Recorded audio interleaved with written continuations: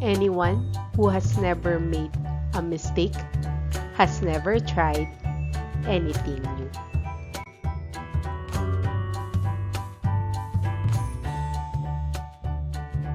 So let's learn and enjoy mathematics.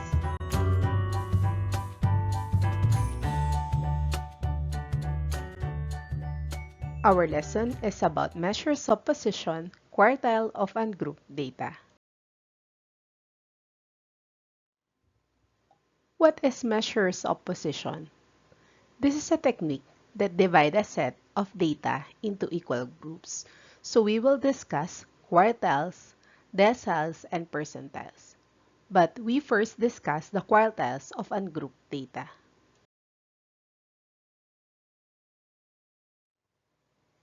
Quartiles of ungrouped data. What is quartiles? Are the score points which divide the distribution into 4 equal parts. As you can see in the given, it divides it with the 4 equal parts. So first, second, third, and then fourth. So if this one is 100% divided by 4, so it means from the start that is 0%, while this one, 25%, that is the quartile 1. And then this one, the median, that is equal to 50%, that is quartile 2. And then this one, that is 75%, that is quartile 3. And then up to 100%. The lower quartile, that is quartile 1. And then the upper quartile is quartile 3. So what could be the formula to be used for the quartiles? The formula, Q sub k class, it is equal to k times the quantity n plus 1 all over 4. K, that is the n quartile, while n, that is the total of frequency.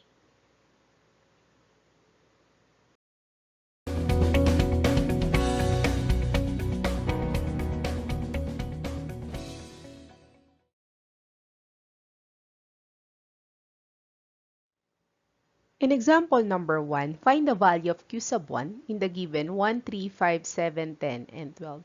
It must be arranged from ascending order or descending order. As you can see, this one is arranged from ascending order. So, ibig sabihin nun, pataas. So, let us find now the q sub k class that is equal to k times the quantity n plus 1 all over 4. The value of k that is equal to 1. So q sub 1 class, it is equal to the value of k that is equal to 1.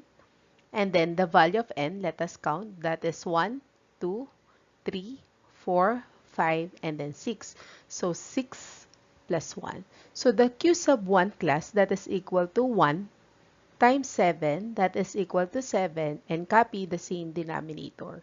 So 7 over 4, the q sub 1 class, that is equal to 1.75. So the value of observation, that is 1.75. So ibig sabihin nun, 1 and 3, that could be the value of our observation. So let us solve now the q sub 1. So the q sub 1, that is equal to the first value of the observation plus the decimal point, that is 0.75, and then multiply it with the value of the observation second minus the first. The value of the first, that is equal to 1, plus 0.75.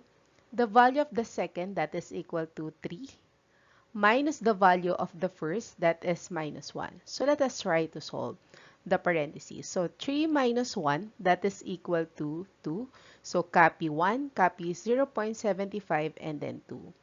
2 times 0.75, that is equal to 1.5. So 1 plus 1.5, that is equal to q sub 1, that is equal to 2.5.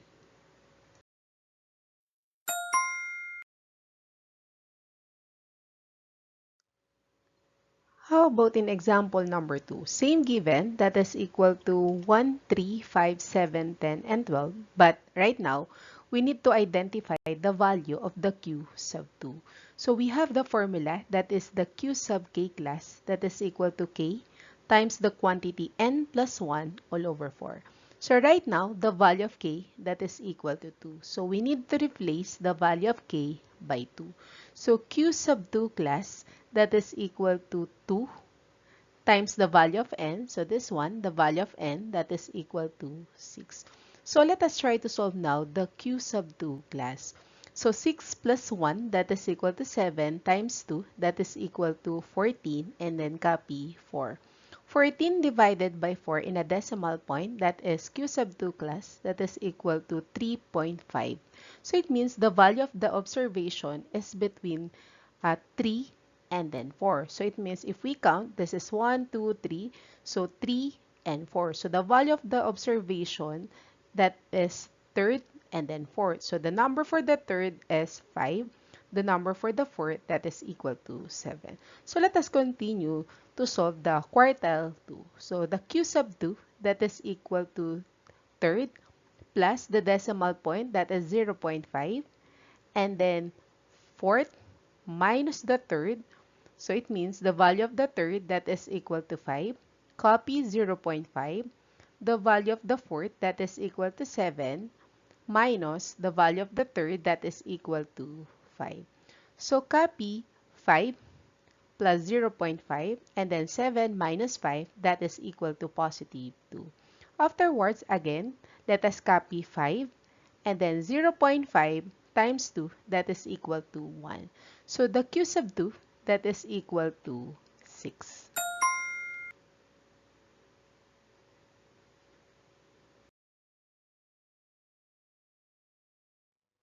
In example number 3, what if we need to identify the value of q sub 3 in the given 1, 3, 5, 7, 10, and 12?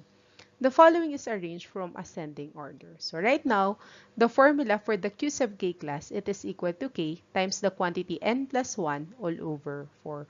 The value of k, that is equal to 3. So q sub 3 class, it is equal to the value of k, that is equal to 3.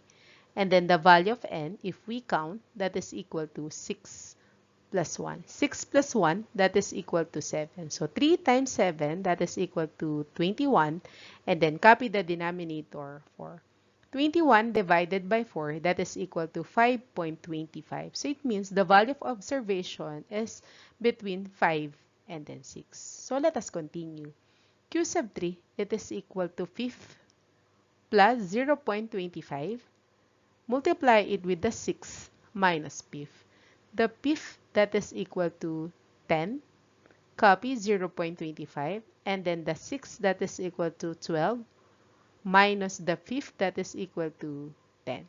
Q sub 3, copy 10, copy 0.25. 12 minus 10, that is equal to 2. So let us first solve the parentheses. So copy 10, and then 0.25 times 2, that is equal to 0.5.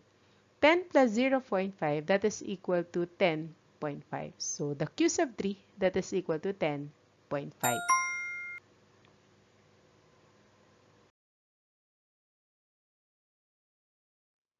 How about example number 4?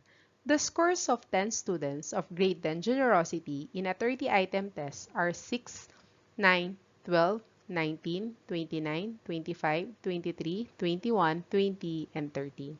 Find the value of the q sub 3 or the upper quartile. So let us arrange this score in ascending order. So first, 6. So that is the lowest. And then afterwards, 9. And then 12. After 12, that is 13. After 13, that is 19. And then 20, 21, 23, 25, and then 29. So as you can see, it is arranged from ascending order. So right now, let us solve for the q sub 3 class. Q sub k class, it is equal to k times the quantity n plus 1 all over 4. The value of k, that is equal to 3. So q sub 3 class, it is equal to 3 times, if we count, that is equal to 10. So 10 students. So 1, 2, 3, 4, 5, 6, 7, 8, 9, and then 10. So 10 plus 1. So 10 plus 1, that is equal to 11 times 3, that is equal to 33 all over 4. 33 divided by 4, that is equal to 8.25. So it means the value of the observation is between 8 and then 9. So let us see, 5, 6, 7, 8. So 8 and then 9. So between 23 and then 25. So let us solve. Q sub 3, it is equal to 8 plus 0.25 and then multiply it with the 9 minus 8. The 8 that is equal to 23, copy 0.25, the 9 that is equal to 25 minus 23. So subtract the parentheses. So 25 minus 23, copy 23, copy 0.25, and then 25 minus 23, that is equal to 2. Copy 23, and then 0.25 times 2, that is equal to 0.5. 23 plus 0.5, that is equal to 23.5. The Q sub 3, that is equal to 23.5, or the upper quartile, that is equal to 23.5.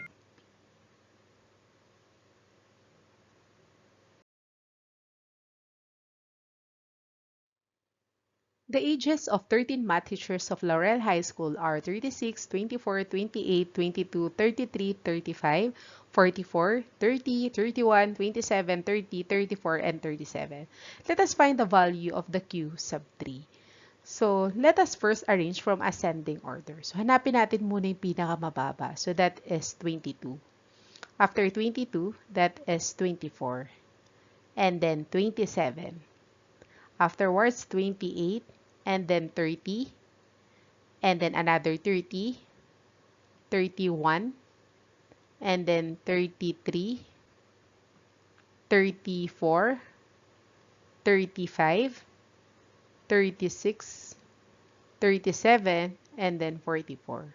So right now, it is arranged in ascending order. Let us proceed to solve the Q sub k class. Q sub k class, that is equal to k times the quantity n plus 1 all over 4. The value of k, that is equal to 3. So Q sub 3 class, it is equal to the value of k, that is equal to 3. The value of n, if we count this one, the ages of math teachers, 13 math teachers. So it means the value of n, that is equal to 13. So 13 plus 1, that is equal to 14, times 3, that is equal to 42, and then copy the denominator 4. 42 divided by 4, that is equal to 10.5. So it means the value of observation is between 10 and then 11. So this is 10 and then 11. So let us continue. Q sub 3, that is equal to 10th plus 0.5, multiply it with 11 minus 10. So the 10th, that is equal to 35 plus, copy 0.5, the 11, that is equal to 36 minus 35. So 36 minus 35, that is equal to 1. So copy 35, copy 0.5, and then 36 minus 35, that is equal to 1. 0.5 times 1, that is equal to 0.5. So copy 35, and then plus 0.5. 35 plus 0.5, that is equal to 35.5. So the Q sub 3, that is equal to 35.5.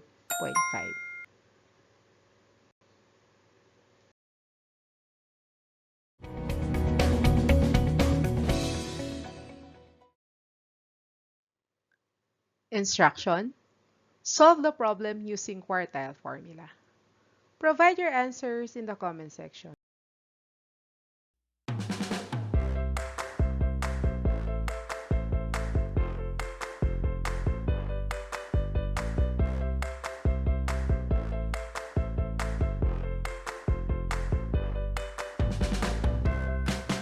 Enjoy learning mathematics. I'm Teresa Tubal. Thank you so much.